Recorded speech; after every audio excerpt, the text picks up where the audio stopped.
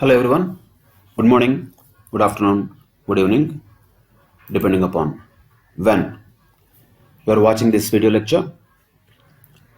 In the earlier sessions, we discussed about the concept of demand, what is the meaning of demand, and what are the main ingredients for a demand to be defined and expressed, and what are the determinants of demand, what factors will influence the demand. That also we discussed in the earlier sessions. Very important aspect of the determinants of demand has been discussed there. Of course, there are many factors which will be also influencing the demand, but we may not be able to really quantify them. Just we can know that they are also the influencers of demand. And after that, we discussed about demand function, which is nothing but an expression of the same discussion, which is influencers of demand. What factors will determine the demand? In other words, the independent variable of demand is dependent on what variables can be expressed mathematically by demand function. And then the crux of this chapter, the law of demand, has been discussed, wherein we understood that as the price of any commodity decreases, the demand for such commodity increases, and vice versa. If the same is expressed as a table, we call that demand schedule, and if the same is expressed as a graph, we call that demand curve. This can be for a particular commodity also. The same way the demand schedule and demand graph can be, or a demand curve can be interpreted and can be demonstrated for a market level also. So there can be an individual demand schedule, market demand schedule. There can be an individual demand curve or a market demand curve. But the essence is same, the tendency is same. That is not going to be different, whether it is for a particular product or for the entire market. The law of demand works same way. But the question naturally comes, why does the law of demand really work? What is the logic behind the law of demand? What is the rationale of the law of demand? What kind of factors will prove that the law of demand works? That aspect we discussed, another important technical aspect. And then we also discussed about the exceptions to the law of demand, wherein under various circumstances the law of demand does not work. What are those areas where the law of demand does not work? In other words, in all the cases of these goods, when the price rises, the demand or quantity demanded falls, or vice versa, might not happen. It may happen to conspicuous goods, given goods, conspicuous necessities, and expectation of a price increase or decrease in the future might not be following the law of demand. Same way, irrational consumers sometimes may say that the law of demand is invalid. They may invalidate the law of demand. And necessaries also will not follow the law of demand in general. Speculative goods also may not follow the law of demand. So there are always certain exceptions to the law of demand, which we also already discussed. Then we talked about and we understood the expansion and contraction of demand, very important aspect. When we call this word quantity demanded, when we express this change as a result of a change in price, then we use the word quantity demanded. Then only we use these words expansion and contraction of demand, which happen on the line, on the demand curve. When can we say increase or decrease in demand? This will happen when the demand changes due to any factor other than price. Other than price, that could be any factor. It could be income, it could be taste and preferences, it could be prices of related goods, or any other factor, advertisement expenditure, national income, population, any factor, whatever the factor may be. According to a change in that factor, if the demand changes, it can only have two options. Naturally, it can increase or decrease. So in that case, we use these words increase or decrease in demand. When we use the word quantity demanded, we are referring to change in the quantity demanded due to a change in price. Then that change is expressed as either expansion of demand or contraction of demand. And when we look at the factors other than price, then what we are talking about is not the word quantity demanded, we use the word demand. So change in any of these factors will create a change in demand, and when there is a change in demand, we call that increase and decrease in demand, not expansion and contraction. So expansion contraction happens on the line, increase or decrease happens either shifting the demand curve rightwards or leftwards. Both ways it is possible. Of course, if there is a rightward shift in the demand curve, that means the demand has increased. If there is a leftward shift in the demand curve, that means the demand curve has decreased. It means the demand for that product has decreased. And why this rightward and leftward changes in the demand curve will happen? Is it because of change in price? No, sir. They are not happening because of change in price. They could happen because of any factor other than price. Price is going to be same in case there is a shift in the demand curve. So always have to understand expansion contraction is different, which happens on the line. Increase or decrease is different, which happens either above the line or below the line. Above we can call it rightwards, below we can call it leftwards. So that is how the change in the demand and change in the quantity demanded might happen. The same things are expressed like this once again. Movements along the demand curve means expansion or contraction of demand. In other words, change in quantity demanded happening due to a change in price. Shift of demand curve means demand curve shifting rightwards or leftwards, which means there is a change in demand due to any factor changing other than price. So that is the difference between these things we have discussed in the earlier classes. Very important concepts to be understood and remembered in terms of the terminology whatever we use, particularly the words expansion contraction, increase decrease, demand quantity demanded. Each of them are used in particular circumstances. You cannot use them interchangeably because they are looking similar. You cannot interchangeably use demand and quantity demanded. That will be contextually wrong. You cannot interchangeably use expansion or increase. No, both are not same. You cannot interchangeably use decrease or contraction. No, both are not interchangeably same. Because they are depicting different contexts. Under what context which word is used, you have to be 100% thorough with. Now moving on to the next very important aspect of this chapter, where even certain numerical questions can also be asked sometimes, is elasticity of demand. So far, we have been talking about the direction of the changes in the prices and quantities demanded. So far, we are only talking about direction. We were not really bothered about the extent of the relationship, or we can say the degree of responsiveness. That we did not touch so far. Direction only we are talking. What are we talking? Okay, we always been talking about the law of demand, sir. When the price of a commodity increases, the demand or quantity demanded, particularly speaking, for that commodity decreases. We know that. But is it happening in the same way, or is it going to happen in a different way?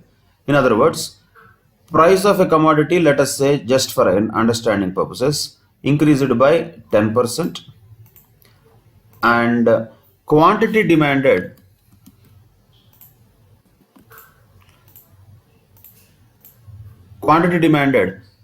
decreased by, let us say, only 2%. Just for example, we are taking this.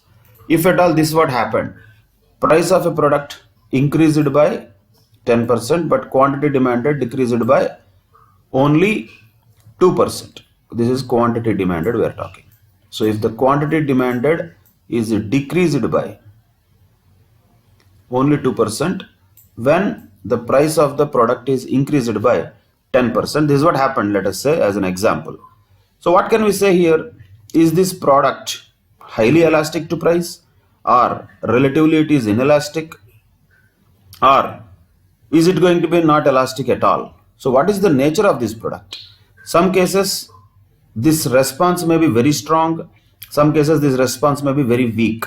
In this particular case, though there is a change of 10% in the price, the change in the demand is only 2%. That means the responsiveness is low. And that responsiveness is what we call as elasticity of demand. Direction is common. If you say, here also, let us say another product is there where the price increases by 1%, whereas the quantity demanded price only increases by 1%, whereas the quantity demanded decreases by, let us say, 10%.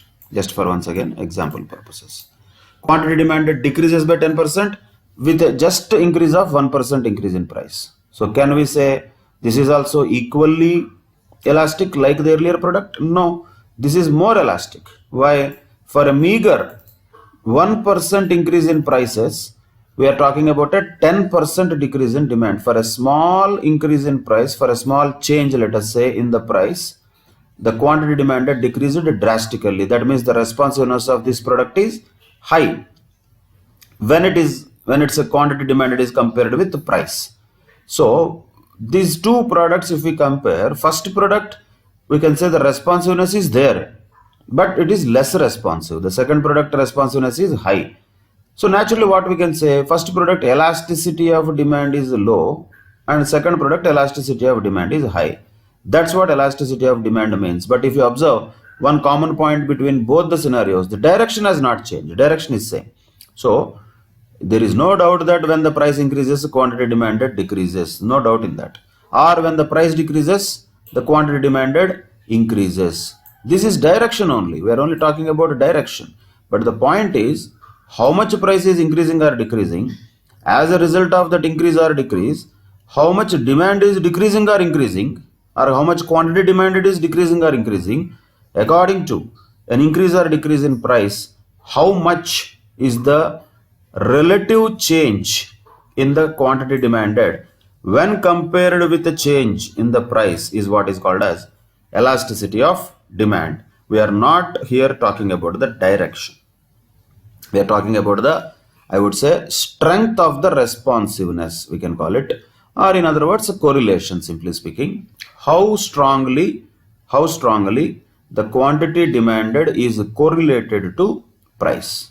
How strongly the quantity demanded is related to price. How strongly the change in the quantity demanded is going to be impacted by the change in the price. That's what is basically elasticity of demand. So it does not look at the direction, rather it looks about the responsiveness of a particular product's demand due to changes in any of the determinants. See, this is one example only we have taken. So if we take price and quantity demanded, we call it price elasticity of demand. So when we say price elasticity of demand, it means how the price is having an impact on demand. If we call income elasticity of demand, then how income of the consumers will have impact on demand. If you can take advertisement elasticity, that means how advertisement expenditure will have impact on demand. Like that, we have many determinants of demand, which we already know. There are many determinants of demand. Of course, the demand is influenced by each and every determinant, no doubt about it.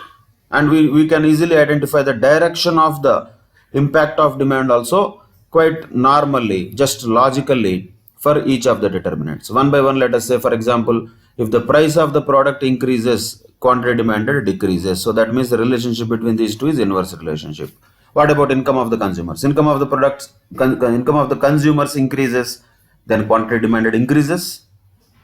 Income of the consumers decreases, quantity demanded also decreases. That means there is a direct relationship between income of the consumers and the quantity demanded, or demand, we can say. So like that, for every product, advertisement expenditure, generally how it will have an impact. More the advertisement expenditure, more will be the demand. Means once again there might be a direct relationship. Population, how can there be an impact?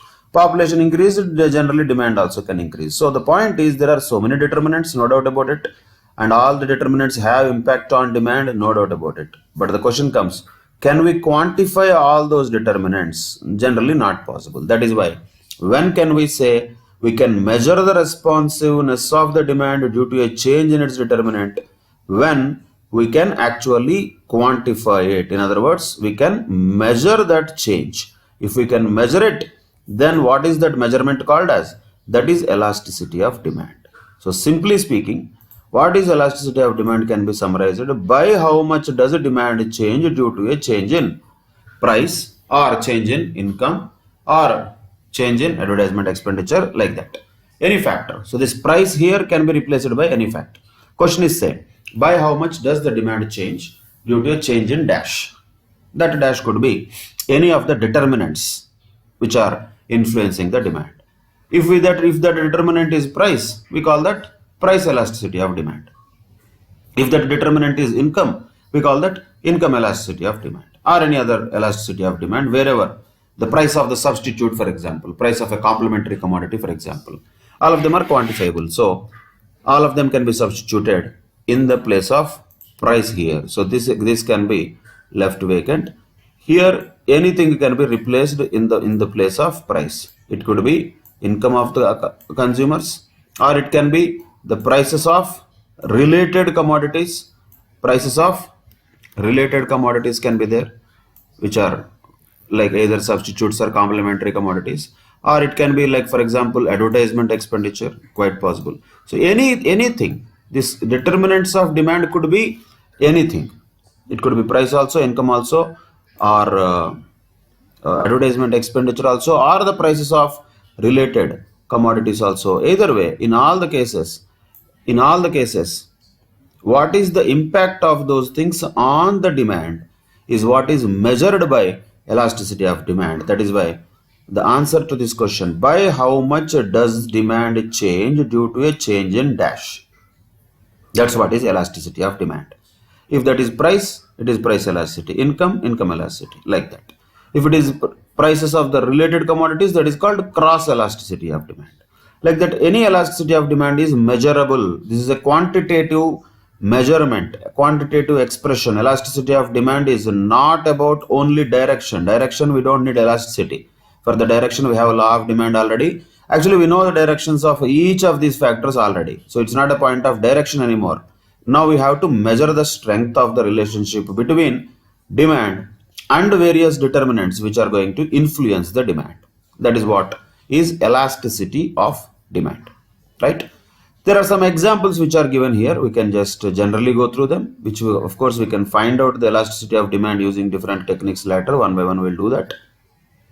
But just have a look at the examples for general understanding. Let us say, first example, as a result of a fall in the price of radio from 500 rupees to 400 rupees, that means there is a decrease in the price of radios. That is clear. There is a decrease in the price of radios from 500 rupees to 400 rupees. Then what happened as a result of that? The quantity demanded increases from 150 to 100 to 150 radios, means the quantity demanded increased. Of course, this direction there is no problem. Always there is going to be an increase in the quantity demanded only whenever there is a decrease in price. But the question is how much, how strongly. Just observe the absolute numbers at least here. How much price has dropped? Price has dropped by 100 rupees and quantity demanded increased by 50 radios.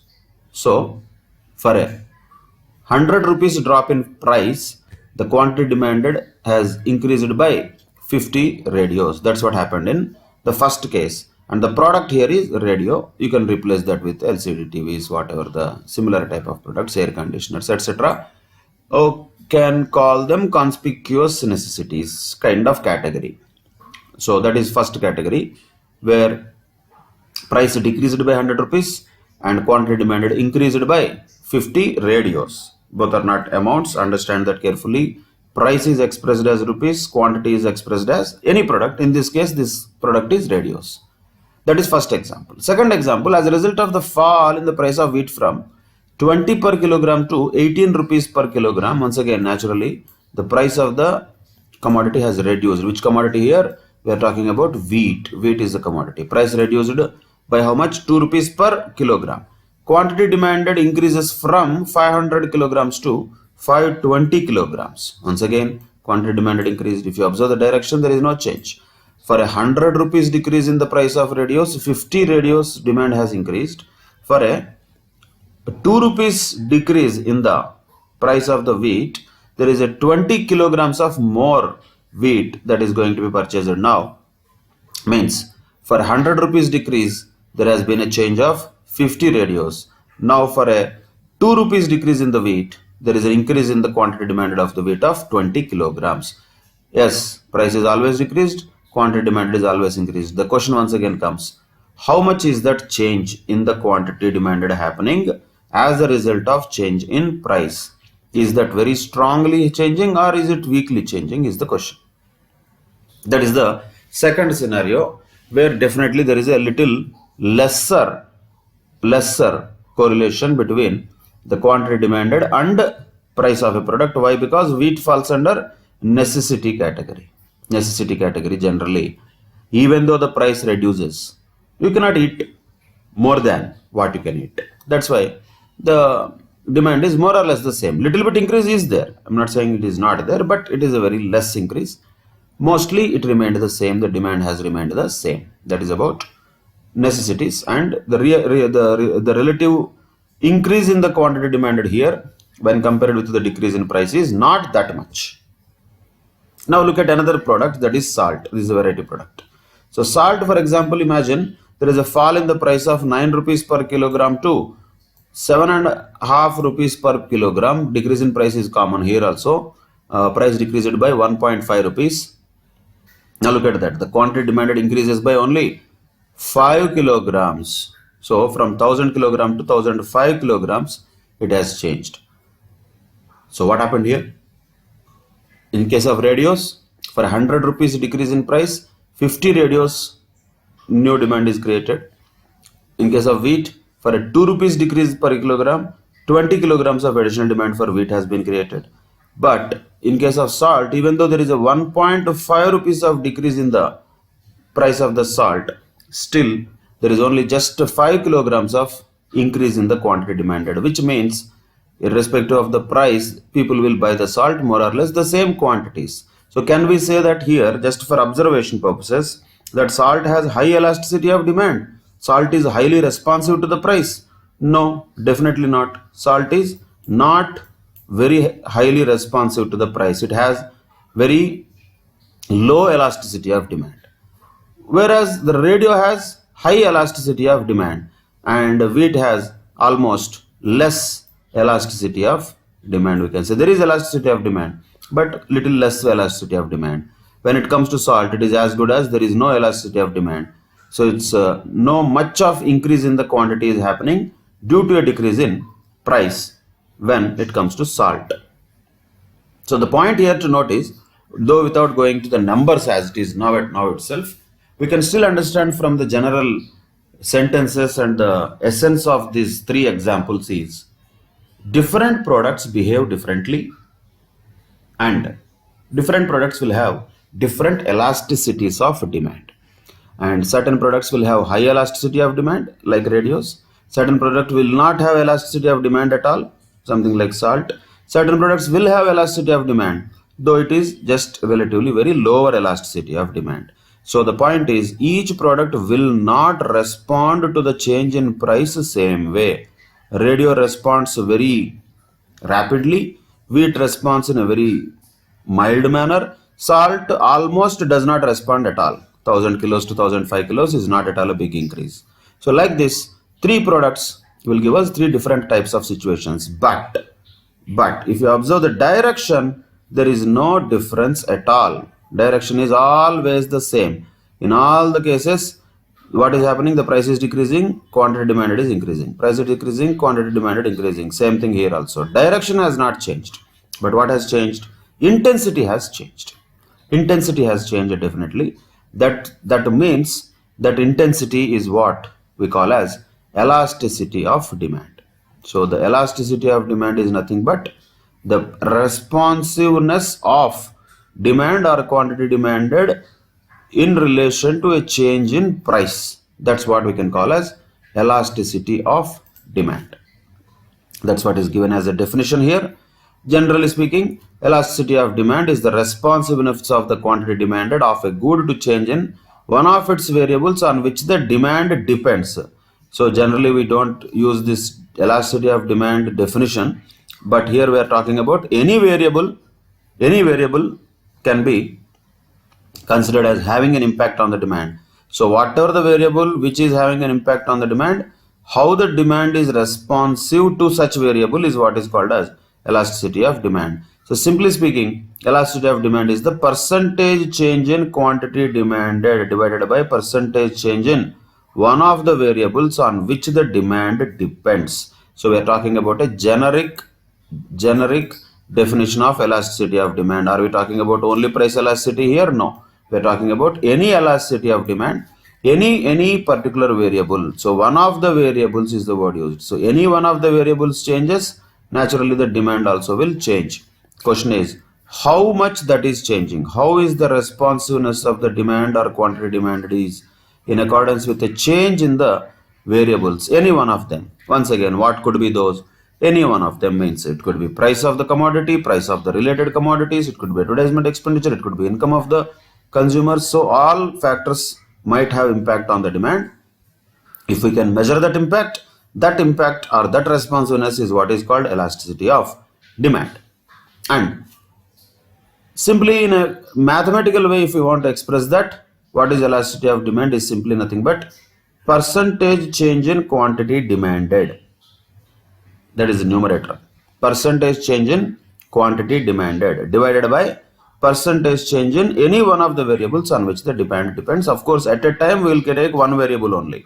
That logic always you have to keep in mind. We are not going to have all the variables changed at the same time. That is not possible. So at a time, one variable will change. At a time, one variable only will be tested for the elasticity of demand. So whatever the percentage change in quantity demanded, percentage change in quantity demanded divided by percentage change in any of the factors, we can change any of the factors, or we can call them generally as determinants of demand. So percentage change in quantity demanded divided by percentage change in determinants of the demand. That's what we can define as elasticity of demand. That's it. So that is general understanding, but yeah, we need to expand this in order to find out the mathematical expression of elasticity of demand, and of course we should be able to solve the questions also using this formula, right? So what is elasticity of demand is this percentage change in the quantity demanded divided by percentage change in any factor, any of the determinants of demand. But in general, what is the major aspect that will have a huge impact on the demand is price. So that is why, let us say, if nothing is mentioned, what is the elasticity of demand in general is price elasticity of demand only. So if nothing is mentioned, we have to use price elasticity of demand as if it is the elasticity of demand. If just general word is used, elasticity of demand, what does it indicate? It indicates price elasticity. If it is to be expressed as a separate elasticity, it has to be mentioned specifically. Income elasticity clearly to be mentioned, cross elasticity clearly to be mentioned, like that. Any other elasticity has to be clearly mentioned. If nothing is mentioned also, still we can understand whenever normally the word elasticity of demand is used, what does it mean is price elasticity of demand. Of course, the definition is still the same. What is the definition of price elasticity of demand? Like any other demand or like any other elasticity of demand, simply that is the responsiveness of the quantity demanded of a good to a change in its price. In other words, the same formula can be applied here what we were discussing earlier. What is the formula for other any elasticity of demand is same. Price elasticity denominator will be related to price change. So price elasticity of demand, you can express it as EP, that is equal to percentage change in the quantity demanded whole divided by percentage change in price. Percentage change in quantity demanded divided by percentage change in price. Now expand this. Percentage change in quantity demanded means what? Change in quantity divided by original quantity into 100. This numerator is what is representing percentage change in quantity demanded. That is a basic percentage calculation. Change by original. So change in quantity by original quantity into 100 gives us percentage change in quantity demanded. Same, a percentage change in price, how can it be calculated? By taking change in price by original price into 100. Of course 100 will get cancelled. Now take it to the upper side. So what happens when there is a fraction? When there is a fraction here in the denominator, it goes to the upper side, it will reverse. So it will inverse here. So change in quantity by original quantity is there as it is. The numerator is as it is. The denominator becomes inverse. So instead of change in price by original price, in the multiplication it becomes what? Original price by change in price. Now bring this two things into one particular area. Let us say change in quantity by change in price, original price divided by original quantity. Can we write like that also? Yeah, there is no problem. Change in quantity by change in price multiplied with original price by original quantity. That's what we can write, simply speaking. So this can be expressed like this. Change in quantity. Change in quantity, you can write it as delta. Delta Q. Q is quantity. Delta means change. So delta Q divided by, you can write it like delta P. Delta P means what? Change in price. Same thing. The change in quantity delta Q, change in price delta P multiplied with original price is P and original quantity is Q. So this is what is the formula that can be used for computation of elasticity of demand, of course price elasticity of demand, and that's what is mentioned here. This is the final formula. You don't need all this. This is for understanding purposes, but of course the concept has to be very clearly understood. How this has been derived here: percentage change in quantity demanded divided by percentage change in price, which measures the responsiveness of the numerator in accordance with the change in the denominator. Change in the denominator is what? That is percentage change in price. According to a percentage change in price, how much percentage change in quantity demanded happens? That's what is responsiveness, which is measured as price elasticity of demand. So after substituting the various items here, finally what is the formula? This you have to remember: delta Q by delta P into P by Q. Delta Q means change in quantity, delta P means change in price, P means original price, Q means original quantity, right? Now actually we can apply this formula for all the three examples that we have here. So let us apply this to the radio. Clear? Radio, let us apply this to this. Delta Q. So delta Q, what happened? So delta Q means change in the quantity. So quantity demanded increased from 100 to 150 means what is going to be the change in the quantity? Change in the quantity is going to be 50. Okay, that is delta Q divided by delta P. How much? Delta P means what? Change in the price. 500 to 400 price has reduced. So just for understanding purposes, price reduced means change in price is minus 100. Reduced, no? So minus 100 is the change in price into P. Originally is how much? That is the original price. Original price of the radio was 500. That is 500. And original quantity was 100. Original quantity of the radios sold was 100. So check that, that is original 100. That's it. So when you substitute the relevant denotions and calculate this, what is the price elasticity of demand here? How much is that? That is 2.5. Do the calculation. Don't just watch it. 2.5 is the price elasticity demand of radio. But understand another point here. This is minus 2.5 because this denominator is minus. However, this minus is always going to be there. So price elasticity of demand, whenever we calculate, this minus is always going to be there. Why is that? Always understand this also very carefully. For two things, the reason is common. Why the demand curve is sloping downwards? Why the elasticity of demand is always negative? Why? For both of them, the reason is same. What is that? Because the price and quantity demanded are inversely related. So if the numerator, what is that we are talking about here? Delta Q by delta P. See, P and Q can never be negative. Is it possible? Understand it mathematically. Can price be negative? Is it possible? Just impossible. Can price be zero? It doesn't make sense. So price cannot be zero, quantity cannot be zero, they cannot be negative also. So P, Q are definitely going to be always positive. There is no option.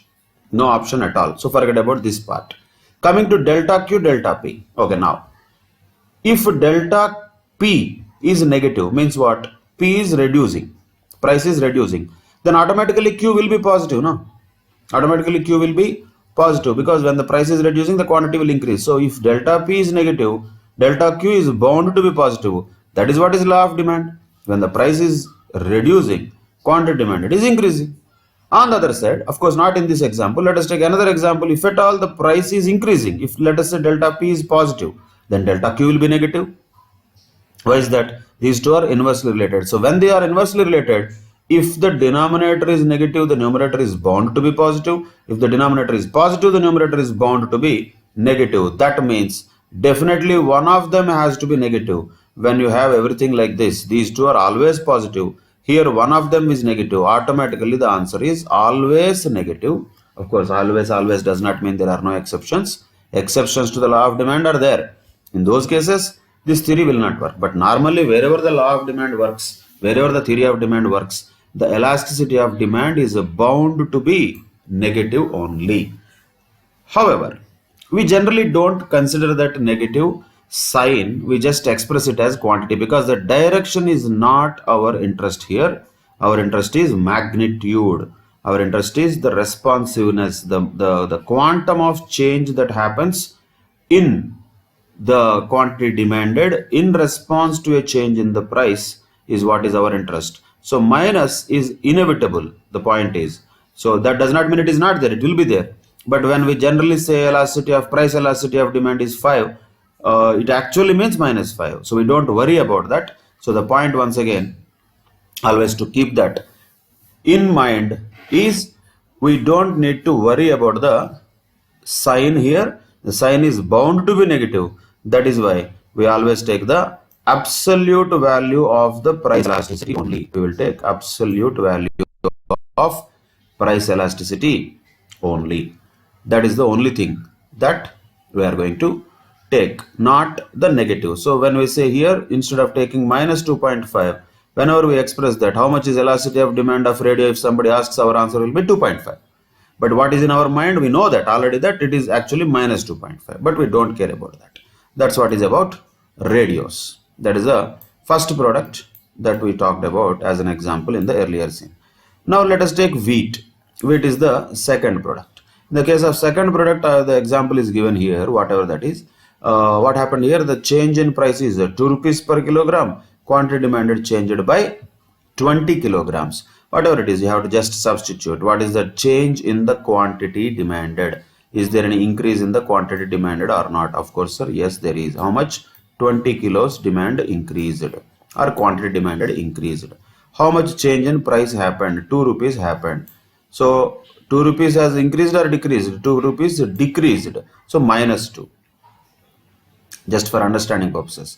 From 20 to 18 means change in price is minus 2. Change in quantity demanded is from 500 to 520. So that is going to be 20 positive. Now multiply with P by Q. So original P how much? Original price how much for wheat?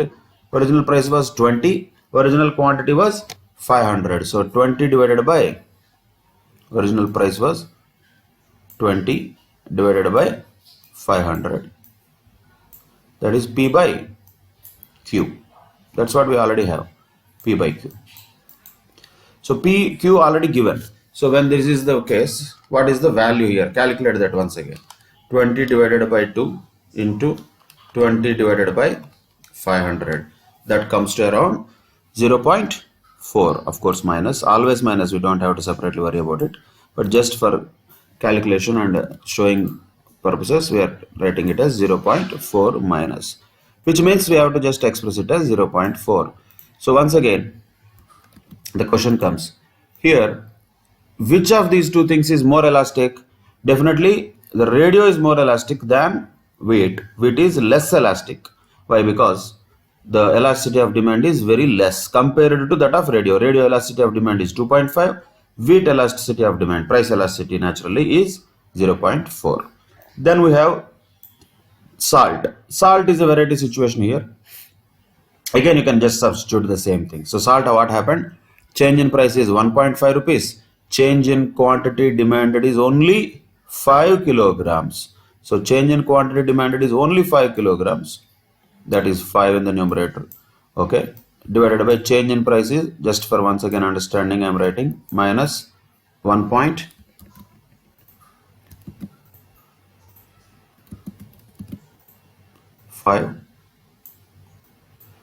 minus 1.5, that is the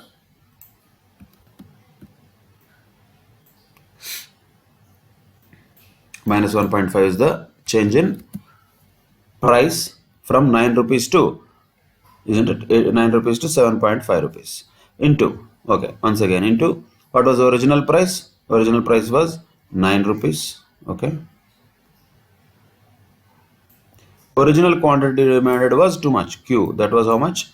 1000 kgs of salt was demanded at that price of 9 rupees. So once again, do the math, do the calculation. 5 divided by 1.5 into 9 divided by 1000. Do it on the calculator, maybe you can do that. So approximately it comes to, once again, minus of course, but that minus may not be that relevant, but 0.03 we can say. 0.03. Of course, that without the sign will become 0.03 positive. Why positive? It is not actually positive, it is actually negative only. But we just don't worry about the sign, because we know that very well. Always the elasticity of demand, price elasticity of demand is bound to be negative only, keeping the exceptions apart.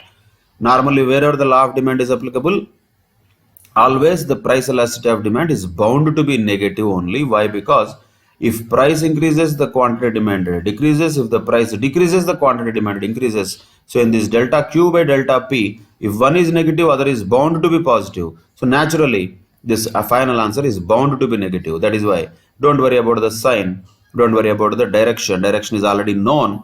Only worry about the quantum of that change that is happening, or the magnitude of the change that is happening. That's what this is. So what can we conclude from this? What can we understand from this price elasticity of demand calculation? When it comes to the radios, that is highly elastic, because 2.5 is the price elasticity of demand. Where it comes to the wheat, it is relatively less elastic, that is only 0.4 is the price elasticity of demand. When it comes to salt as a product, it is as good as inelastic. 0.03 is equal to 0, means not much elastic at all. That means even though there is a reasonable percentage change in the price, the quantity demanded of the salt does not change much. It will change. Nobody is saying it will not change, but that is negligible change, as good as no change. So it is a highly price sensitive or price elastic product, that is radio. It is relatively elastic, and this is inelastic, we can say, right? So one way we can say this is relatively elastic, almost more or less the same, there is no much of that, and this is less elastic product. So better to understand them with the correct words rather than symbols. So what is this meaning about? First of all, radio is highly price elastic, wheat is relatively inelastic.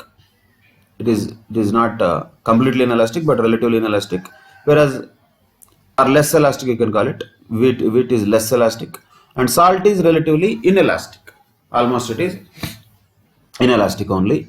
That's what is price elasticity. Absolute values only we have to think. So this is there is a strong correlation here between price and quantity demanded. There is a little weak correlation here. There is further weak correlation here between price and quantity demanded. That's what is depicted by the price elasticity calculations. Like this, any number of examples you can do. Ultimately, we can solve the examples with the same formula. So what is the formula you have to always remember? Delta Q by delta P into P by Q, right? Observe that in this example illustration 1. Look at this, the price of the commodity decreases from 6 to 4, quantity demanded increases from 10 to 5. Okay, delta Q first of all is, delta Q is 5, right? Because change in quantity is 10 to 15, so 5 delta Q. Then delta P is minus 2. I'm just ignoring that, because you know that it is going to be like that only always. So just don't worry about minus, but it is actually minus 2. So that is delta P. So delta Q is 5, delta P is 2 into original price P, that is 6, original quantity, that is Q, P by Q. Q how much originally? That was 10. So that's it. If you do this calculation on the calculators or otherwise, how much will that be? 5 divided by 2 into 6 divided by 10. That will be equal to 1.5. Naturally, negative it should be, but we don't care about it. But the elasticity of demand is this 1.5. That is price elasticity of this product, where the price reduced from 6 to 4, but quantity demanded increased from 10 to 15. That means the price elasticity is 1.5, right? In the options, if there is 1.5 and minus 1.5, then minus 1.5 is correct. If in the options 1.5 is there other numbers are there, then you cannot say this answer is wrong because minus is not there. That kind of, you cannot blame the options. Whatever the options are there, within that you have to choose the best option. So it is a normal practice when the price elasticity of demand is not matched with the sign. Sometimes only the absolute value of the price elasticity, like in this case 1.5, only will be considered without actually really worrying about whether it is minus or plus. It is always minus. When it is something always universally minus, normally minus, you don't need to every time mention minus 1.5, minus 1.5. So don't worry about the sign under normal circumstances. What if both options are given, sir? In the four options, 1.5 is also there, minus 1.5. Of course, minus 1.5 is the correct option. Why? Because price elasticity is negative. Of course, also you have to understand price elasticity is negative where? Price elasticity is negative only to those circumstances where the law of demand is applicable. We discussed about certain exceptions to the law of demand, something like conspicuous goods, something like given goods. Those cases, the law of demand may not be applicable. In those cases, this may or may not be negative, not necessarily be this is negative. So don't think that negative means always, every time, infinitely, universally, always it is the truth. No. In general, yes. In general, the elasticity of demand is bound to be negative, since the reason we know, when one is increasing here in the delta P or delta Q, particularly P, when P is increasing, automatically Q has to decrease. When P is decreasing, automatically Q has to increase. That's what law of demand is all about. Wherever the law of demand is applicable, automatically the price elasticity is bound to be negative. So don't worry once again about the sign unless it is clearly given in the answers. That is the first illustration, and you have to understand this logics very carefully. Then only answering will be correct. See, lot of times, once again, it so happens that people know the things, but they will answer the questions wrongly. I don't understand why that happens, but mostly it happens because of negligence, because of just taking each and everything light, just substituting something, getting some answer, finding it in the options, just opting it as if it is the correct option, is a very careless attitude, I would say, which will result in the loss of marks. If you are really focused on the question, reading it carefully, observing the options carefully, then naturally the answers will never go wrong. So it is not just the knowledge, other mostly the psychological factors of how much focus we can do on the actual questions and how much we can recollect over the concepts. Those things also matter in scoring well in any exam, particularly when we talk about economics, that matters a lot. Now look at the illustration 2. A 5% fall in the price of a good leads to a 15% rise in the demands. Of course, this is fall, this is clear, and this is rise. This is also clear. So that's fine. That is the direction which we already know. That means it is following the law of demand. Nothing great about it. But what we need to determine is the elasticity of this demand, and comment on the value and all. You cannot get it in the exam, but just for understanding, you should be able to know what does this elasticity of demand really depict. Same formula is same. What is the percentage change in the quantity demanded? How much is the percentage change in the quantity demanded? Numerator, that is 15%. Percentage change in price, how much is that? 5%. So naturally 15% divided by 5% is 3. So the elasticity of demand, finally the answer is 3. So what we can say, that is a having elastic demand. It is highly elastic product. That's it. That is a comment. So if it is positive, definitely it is going to be considered as a highly elastic product. If it is more than 1, definitely it is highly elastic. If it is, let us say, equal to 1, it is unitary elastic. If it is less than 1, it is relatively less elastic. So if it is near to 0, almost it is inelastic, we can say. So here 2.5, very elastic. 0.4, relatively less elastic. 0.03, as good as inelastic. Same way here, when you have this 1.5, yes, it is relatively elastic. Here also 3, elasticity of demand means elastic demand. So anything more than 1, the interpretation is different. Anything less than 1, the interpretation is different. Anything 0 or less than that, that is going to have a different interpretation for the demand. Of course, if the elasticity of demand is negative, in the sense elasticity of demand, if at all it is going negative to the negative, that itself, negative word itself is wrong here, because already it is always negative. It is already less than that. So don't say that less than 1 means we are talking, less than 0 means we are talking about negative here. So it is always negative. So whether it is this 2.5, 0.4 and all. So you don't worry about this sign here. Only what we are looking at, is the absolute value of them. If this is more than 1, it is a different story. If it is 1, it is a different story. It is less than 1, it is a different story. We will come to that interpretation of elasticity of demand. But main point now is to calculate the elasticity of demand. So here what we calculated, 3 different things we calculated earlier, 2.5, 0.4 and 0.03. Here it was 1.5 and now elasticity of demand is 3. That's it. Now look at another illustration, illustration number 3. The price of a good decreases from 100 to 60. That means delta P is 40. Delta P is 40. If the price elasticity of demand is 1.5, so look at this here, 1.5 price elasticity of demand is already given. So when 1.5 price elasticity of demand is already given, you need to substitute in the formula. And the original quantity demanded is 30. Calculate the new quantity demanded. So here, substitute in the same formula. Same formula is what? Delta Q by delta P into P by Q. Delta Q do we know? That's what we want. We don't know that. So delta Q we don't know that. That's what we really want to calculate. That's what is asked also. But not delta Q. The new quantity demanded is what is asked. So delta Q is what we don't really know. But delta P we know definitely yes, because price has been reduced from 100 to 60, means that is denominator 40. Same way P do we know? Price, original price of course yes, that is 100, that is known already. Do we know the original quantity? Original quantity demanded is 30, that is given already. So Q is also known. So everything is there. All that you need to do is solve this for delta Q. How much is going to be that? Just to do cross multiplication. In other words, what we can do? 1.5 into 40 into 30 divided by 100. So that is how much? 18. So delta Q is 18. Cross multiplication. If you do, delta Q is 18. But this is not the answer. Answer is not 18. What is the question? Calculate the new quantity demanded, he is asking. New quantity is asking. Delta Q is not new quantity. That is change in quantity. So original quantity was how much? 30. When original quantity is 30, change in quantity is 18. Now we have to understand, is the change going to happen in a minus way or plus way to the quantity? That depends upon the price. Price decreased or increased? Price has decreased from 100 to 60. Price decreased means what happens to the demand or quantity demanded increases.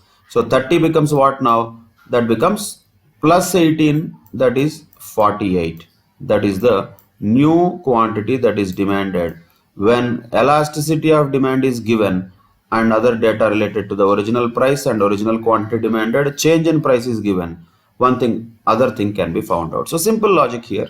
Not only here, actually, for that matter, any particular formula, whatever the formula you use, right from foundation level to final level, whatever the formula you use. So here there will be n number of variables in any formula, and the data in relation, the question will be given, it has to be given related to n minus 1 number of variables, and that one variable, whatever it is not there, that is what you should find out. It's a simple reason. So look at this for a particular example here. Let us say the elasticity or price elasticity of demand. Here there are how many variables? How many points are there in this? So now first of all we have elasticity of demand that we are calculating. This is 1, this is 1, and that is equal to, we have the formula here, delta Q, that is 1, divided by delta P, that is another 1, into P is another 1, Q is another 1. Don't say into is also another 1, that is only a multiplication symbol. So how many variables are there here? Total 5. 1, 2, 3, 4 and 5. So in these 5, 4 will be given. They have to be given, no option. Fifth one we have to find out. Always it will be like that only.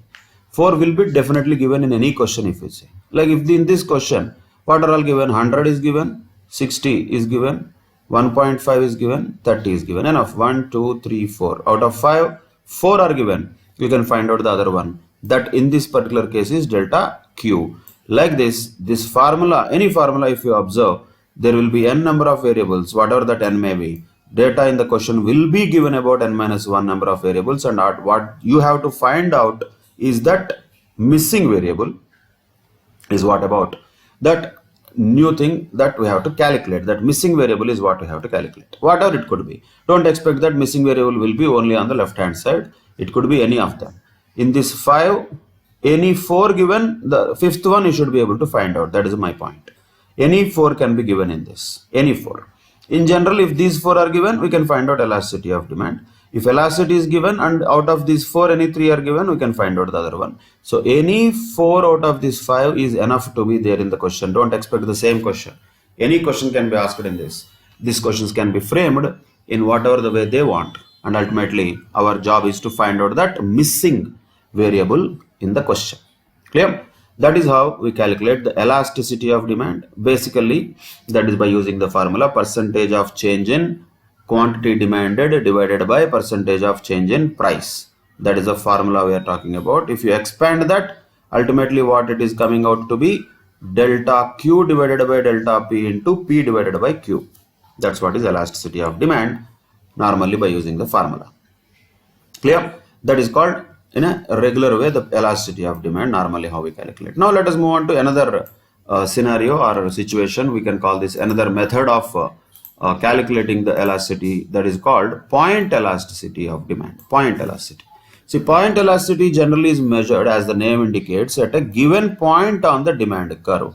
So this will be used in general as in a cases where there is a demand curve which is a straight line, and at a particular point we want to find out what is the point elasticity of demand at that point, at that particular point on the demand curve. So how to do that? In fact, we need to use derivatives, which are mathematical tools or techniques, we can say, which we are not going to use. All that you need to do is remember this, that's all. Remember this, but nothing new here actually. What is this here? Instead of delta Q delta P, here you use dou Q by dou P, that's all. So dou Q by dou P or dQ by dP, whatever the way you are used to. So dQ by dP into P divided by Q. That's what is elasticity of demand, that is price elasticity. Is there any difference here? Nothing. Instead of delta, that is change, here we are using a derivative. So what is this dou Q by dou P or dQ by dP? That is the derivative of the quantity with respect to the price at a point on the demand curve. P and Q are the price and quantity at that point. So at any particular point, P means price, we know that. Q means quantity, we know that. That is going to be the same. And what is going to be the dQ by dP? That is the derivative of the quantity with respect to the price at a particular point on the demand curve. So once again, in a simple way, what we can understand is if you draw a graph, a normal graph like this, where the demand curve is drawn, which is naturally going downwards from left to right. Here we are talking about a point, that is R. At this point, what is the demand? That is what the point elasticity wants to find out at that particular point. And what is P? That is the price at this particular point. That is P. What is Q? That is a quantity at this particular point. That is okay. That is P by Q. But what is dou Q by dou P? That is where the issue comes. And that is what is nothing but, that is the reciprocal of the slope of the demand curve. That is a point we have to understand. So these are the points here. P and Q are the price and quantity at that point. Point elasticity is what? The product of price quantity ratio at a particular point on the demand curve and the reciprocal of the slope of the demand line. So what is the slope of the demand line is dP by dQ. Reciprocal of the slope of the demand line is dQ by dP. And that reciprocal of the slope of the demand line multiplied with price quantity ratio P by Q is what is point elasticity. Once again, applying derivatives like calculus, integration and all are not part of our general understanding and application of economic principles. That is why we don't need to really apply this formula for calculations. However, if this is given already, dQ by dP is given in the question, then you should be able to substitute in the formula.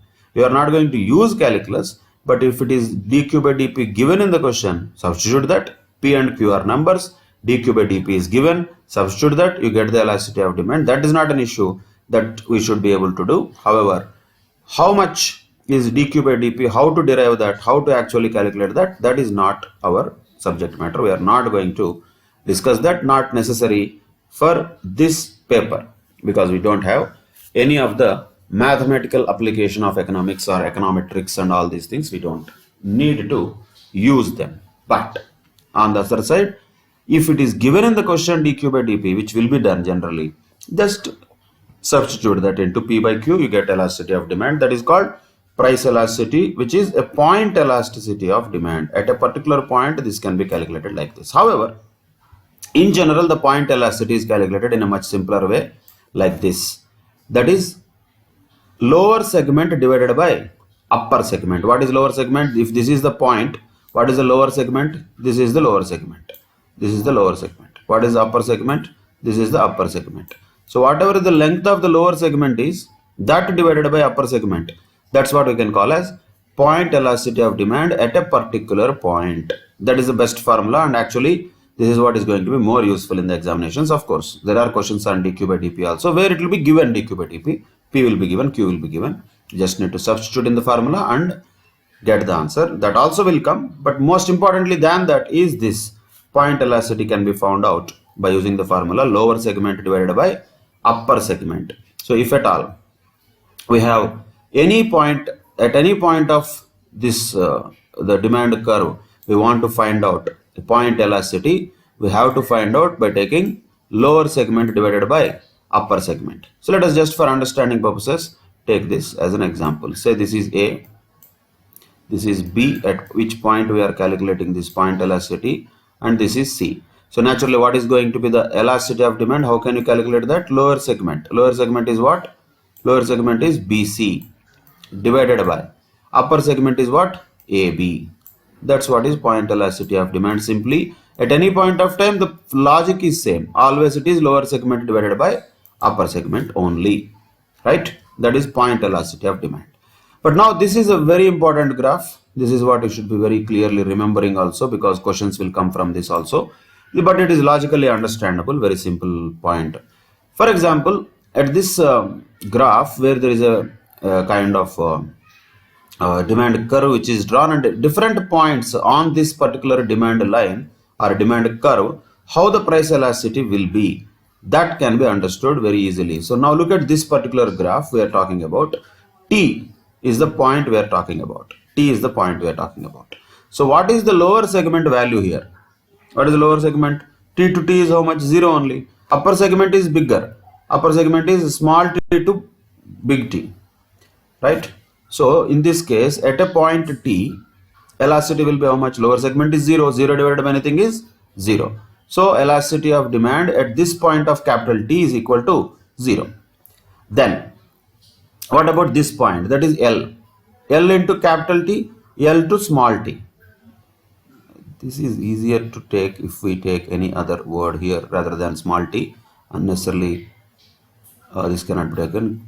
Let us take this as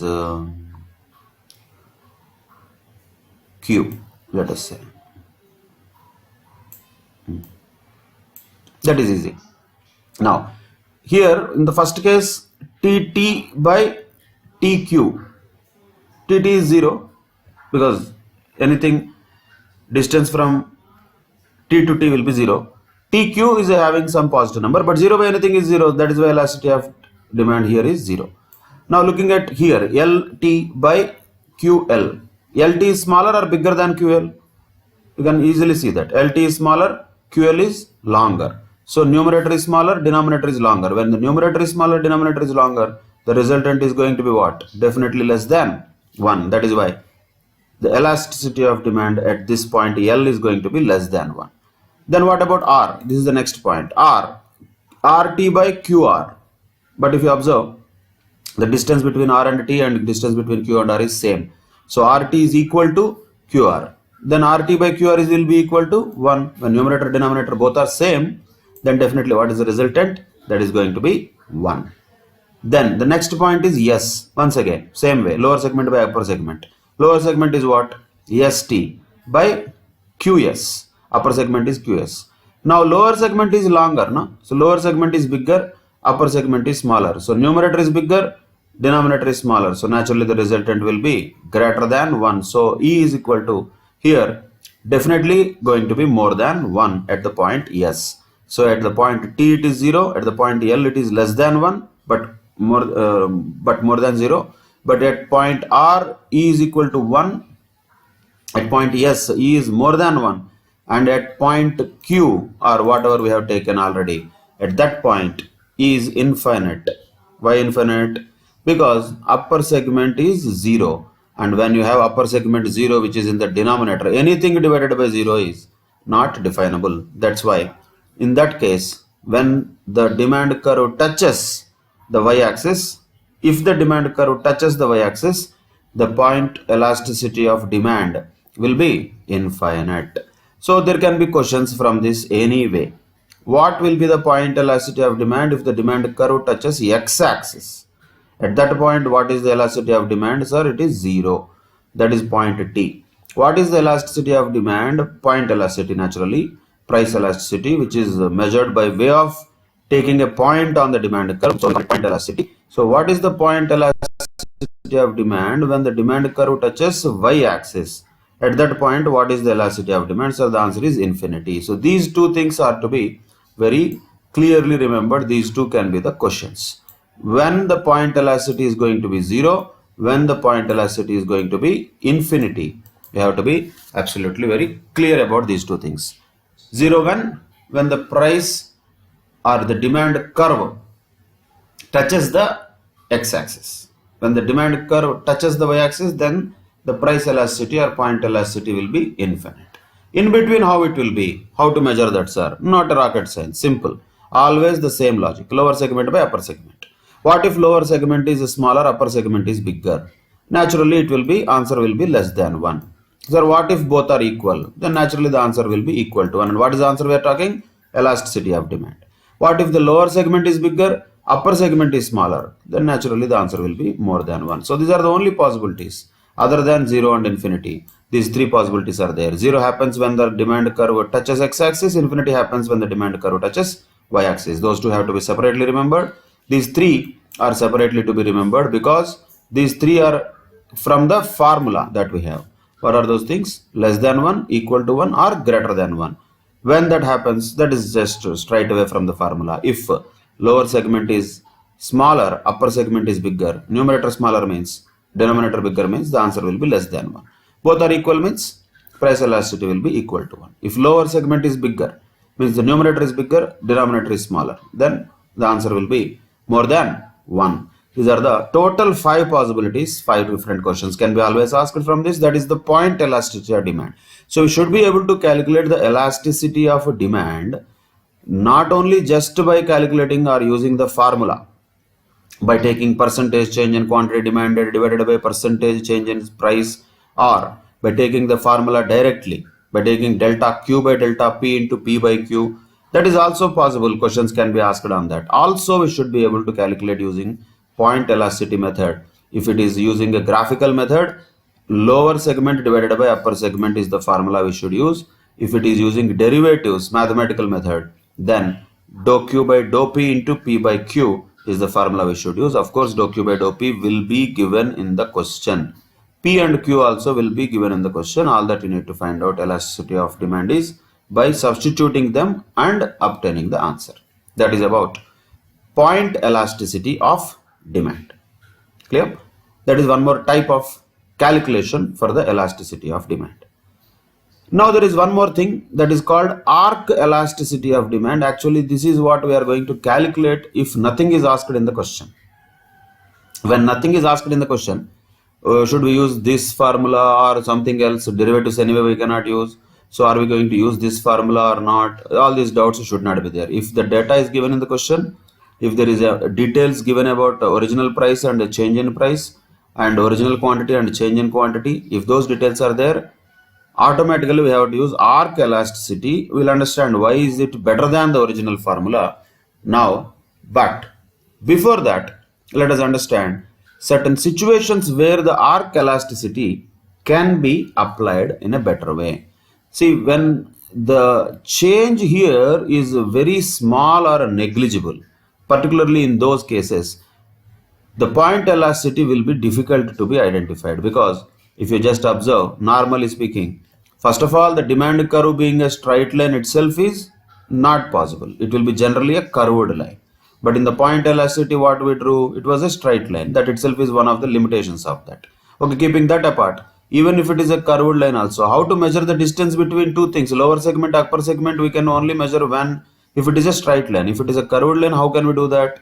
We cannot do that. So again, a problem comes by using point elasticity. We cannot find out the price elasticity of demand. So there is no option for us but to go for calculation of arc elasticity of demand, which will measure the distance between the 2 points on a demand curve. Though there is no straight line, it will measure.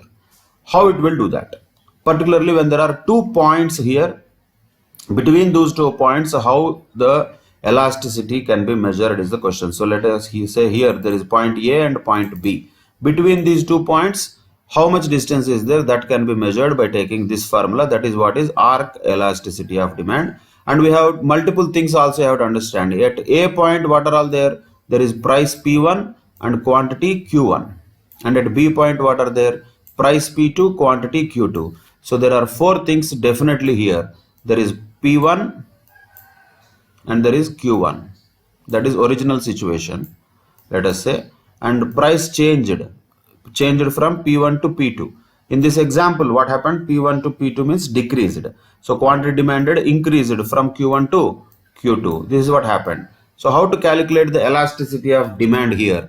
See, normally there is nothing new. Actually speaking, arc elasticity is not something that is separately coming out. But if you remember the original formula, from that only we can understand the arc elasticity also very easily. So what was the original formula? Original formula, if you just remember, what was that? Delta Q divided by delta P into P by Q, isn't it? That is the original formula. But what is delta Q? Delta Q is nothing but, can we say Q2 minus Q1? Is it not delta Q? Is it not delta Q? Q2 minus Q1 or Q1 minus Q2? Either way, it's okay. Ultimately, it is going to be same. So if you are taking only one directional, anyway, it is okay. So let us take Q1 minus Q2. That is a change in the quantity. Q1 minus Q2. That is delta Q, right? Then what is delta P? Change in the price. That is nothing but P1 minus P2, isn't it? So when we used this delta Q by delta P, we already used this. There is nothing different that we are using. Same thing is coming out. Just the way we are denoting is changing. Delta Q and Q1 minus Q2 both are same. Difference between Q1 and Q2 is what is delta Q.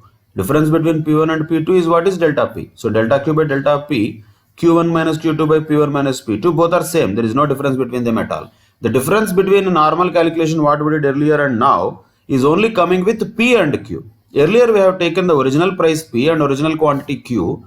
Now what we will take is, instead of taking original price, we will take average of that price, which is better, right? Instead of taking original price, if you take P1 plus P2 by 2, just for remembering and general understanding purposes. P1 plus P2 by 2 and Q1 plus Q2 by 2. You might wonder what happened to 2. Well, that 2 will cancel, right? When that is there in both places, numerator also, denominator also, it gets cancelled. So when it gets cancelled, ultimately what will remember? What will remain? What will remain is P1 plus P2 divided by Q1 plus Q2. So the only difference between the earlier formula that we used and now using arc elasticity is only about, instead of taking P and Q, we take P1 plus P2, Q1 plus Q2. That's all. So what is the final formula? Easiest formula. Don't worry about this. Just if you remember one formula, that is easier. You don't have to remember 100 different formulae. So delta Q by delta P is nothing but Q1 minus Q2 by P1 minus P2 multiplied with P1 plus P2 by Q1 plus Q2. Okay. Here it is probably given in a different way. So this is what is given. Q1 minus Q2 by P1 minus P2. That's what you should better take here. That is easier to remember. Delta Q by delta P. Same thing. Q1 minus Q2 by P1 minus P2. So instead of P by Q, what are you taking here? P1 plus P2 by Q1 plus Q2. So this and this cross we are going to multiply. Ultimately both are same, because when it is multiplication and division, all of them are going to be same. So this is the easier way to remember arc elasticity of demand. Arc elasticity is a very important aspect, and questions will be definitely there in the examination to calculate this. All that you need to do is substitute from the information that is available, but you have to substitute carefully in the correct way. Q1 is the original quantity, Q2 is the new quantity. P1 is the original price, P2 is the new price. Q1 minus Q2 divided by P1 minus P2 multiplied with P1 plus P2 divided by Q1 plus Q2 is the formula for arc elasticity of demand. This has been derived only from this original formula, nothing new. Only difference is this P by Q, instead of P by Q, we are taking P1 plus P2 divided by Q1 plus Q2, because only to average the prices and quantities rather than taking original prices and original quantities. That's what will be the arc elasticity of demand calculation, right? Now we let us calculate the arc elasticity of demand. Earlier what we calculated for radios was normal elasticity of demand. Earlier we did that already. How much was that? 1.5. Is it? No. Here, yeah, it was 2.5. Normal elasticity of demand for radios we have calculated. So the data is available here for radios. How change happened here. So original price P1 was 500, P2 was 400, Q1 was 100, Q2 was 150. So first I would suggest always identify the correct data from the question. Don't jump to substitute, don't jump to write them. Identify the correct data. That is what is to be done first. So P1 was 500, P2 is 400, Q1 is 100, Q2 is 150. Then substitute. Then substitute in whatever formula you know. This formula is better. Q1 minus Q2. Q1 is 100. Okay, substitute that. Q1 minus Q2. Q2 is 150. Okay, divided by P1 minus P2. P1 minus P2, 500 minus 400, that is 100. I'm just writing directly. Multiplied with P1 plus P2. P1 plus P2 will be 900. 400 plus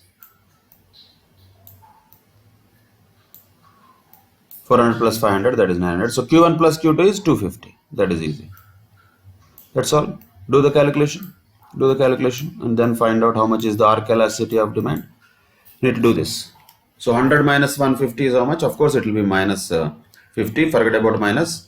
Just difference is how much? Q1 minus Q2. Change in quantity is basically 50. So 50 by 100 into 900 by 250. Do it on calculator. Then you will get arc elasticity of 1.8. That is the answer. Arc elasticity of demand 1.8. But earlier when we calculated, we got 2.5. So there will be difference if you use original P by Q and P1 plus P2 by Q1 plus Q2. That is always a question. In the normal examination situations, should we use P1 plus P2 by Q1 plus Q2 or just P by Q? If nothing is clearly mentioned or asked, always use the arc elasticity formula only. Don't use this formula normally. If it is asked particularly to use this, then only use this. Otherwise, don't use this formula. Always use arc elasticity formula, which is nothing but Q1 minus Q2 divided by P1 minus P2 multiplied with P1 plus P2 divided by Q1 plus Q2. That is called arc elasticity of demand. Like this, different ways are there for computing the price elasticity of demand itself, as we have already understood. Directly one formula, percentage change in quantity demanded divided by percentage change in price. That is the best formula, the first formula that can be used. Or simply speaking, delta Q by delta P into P by Q. That is the first type of formula which can be used for calculating the elasticity of demand. Possibility is there. I'm not telling you to use that in every question. Possibility of using that formula might be there according to the question. So that is first category. Second category, dou Q by dou P into P by Q. In that also derivatives we cannot do. So the dou Q by dou P will be given. Then we can use that for substituting in that formula and finding out point elasticity of demand. But point elasticity can also be calculated by using graphical method, in which we have to take lower segment divided by upper segment as the formula for computation of elasticity of demand. And there are 5 possibilities on the demand curve for point elasticity of demand, which is a straight line demand curve. In case of arc elasticity, since it is not a straight line demand curve, there are 2 points between which we need to find out the elasticity of demand, not at one point. In case of point elasticity, we are finding out the elasticity of demand at one point. In case of arc elasticity, we are not finding at one point, we are finding the elasticity of demand between these 2 points, which cannot be done only graphically, so which can be done by using this formula. That can be done by which formula? Q1 minus Q2 divided by P1 minus P2 into P1 plus P2 divided by Q1 plus Q2. All these formula you need to write number of times. Ideally, practice them, these questions number of times, and you should be able to do these questions very comfortably. Any question should be approached and we should be able to solve them very, very comfortably without any question marks, without any doubts, or without any confusion. Everything will be given in the question. All that we need to do is a perfect formula has to be chosen, and we have to find out the denotions very correctly. People will generally miss these things. They will take P as Q and Q as P. Naturally, answer will be wrong. So then we cannot cry marks are not coming. Marks will not come when we do wrong solutions. So the point is you have to take the data very correctly from the question, substitute it in the correct formula, and then calculation also has to be done accurately in the calculator to get the correct answer. Then the full marks will come. Definite questions can be expected from computation of elasticity of demand in the examination. There is no doubt about it. Okay. With that, we can conclude the elasticity of demand computational aspect, and in the next class we will continue the discussion on how the elasticity of demand can be interpreted, and there is another way of computing the elasticity of demand also, and what factors will actually matter, or what factors will contribute to the price elasticity of demand. Determinants of price elasticity of demand, for example, will be discussed in the next session. And till that time, take care. Bye bye. Thank you very much.